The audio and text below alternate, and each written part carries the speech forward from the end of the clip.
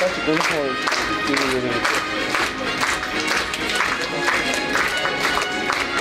Akademisyenler ve tüm iş adamları birlikte çalışmaları gerekiyor. Ben de şunu... Biz de Türkiye olarak Türkiye'de kat ettiğimiz aşamayı burada Kırgızistan'a uyarlayabilirsek eğer hakikaten Kırgızistan'da çok önemli bir katkı vermiş olacağız. O bakımdan Türk iş adamlarının, Türk girişimcilerinin buraya gelmelerini, burada iş yapmalarını ve Kırgızistan'ın dijital transformasyonuna katkı vermelerini destekliyoruz. Geliştirmektedir.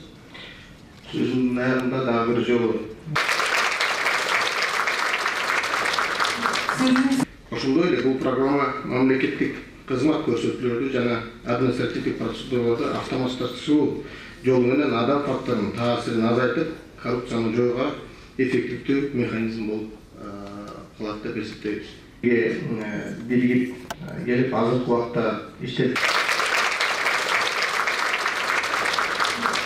ortak tarihimize atıf yaparak aslında insanlığın refahına olan katkılarıyla ölçen bir organizasyon olmayı hedefliyor.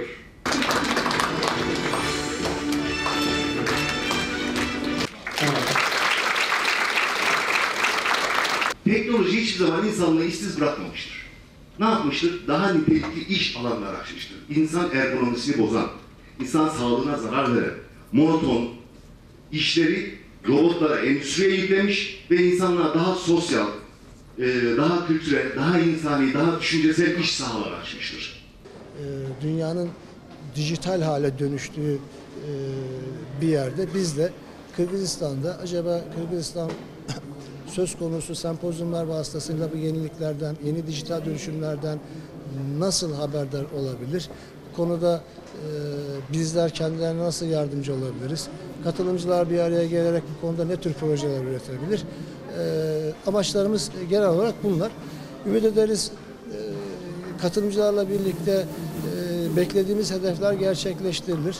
Bu kongre neticesinde hem Kırgızistan'a fayda sağlayabilecek hem Türkiye dünyasına önemli katkıda bulunacak projeler geliştirilebilir. Konuşmacılarımızdan birisi zaten bu konuda oldukça deneyimli ve bir şirket sahibimiz.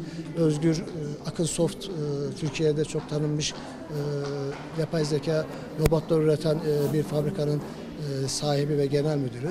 Dolayısıyla biz onu da buraya getirmek suretiyle bilgisini, birikimini, tecrübelerini Kırgızistan'la paylaşmasını arzu ettik. Ümit ederiz bu paylaşımlar neticesinde Kırgızistan'da kendisine bir yol haritası çizer diye bekliyoruz.